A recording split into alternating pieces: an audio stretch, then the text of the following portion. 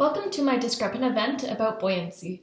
We will be covering the Grade 2 buoyancy outcome, describe, classify, and order materials on the basis of their buoyancy. Buoyancy is the tendency of an object to float when submerged in a liquid.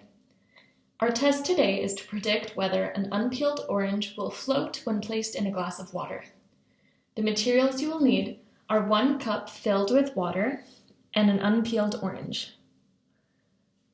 To complete this experiment, we will first fill our glass with water and place it on the counter. Second, we will give the class a chance to predict what is going to happen when we place the unpeeled orange in the water.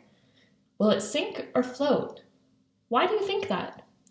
On a piece of paper, write down your thoughts. Observe what happens when we drop the orange into the water. So once we drop it, your job is to observe what happens to the orange. It floats. Why do you think that? Whoops. Your next step will be to take the orange out and peel the orange. So just like you peel an orange, nothing special there.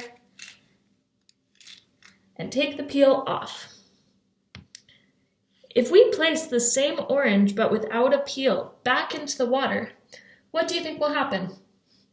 Before we do it, on the same piece of paper, predict what will happen and explain your reasoning.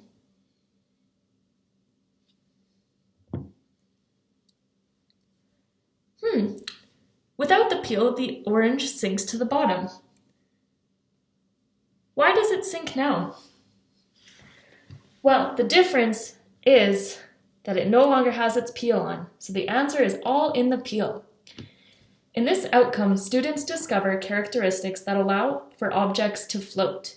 In the experiment, the orange floats with the peel on and sinks with the peel off.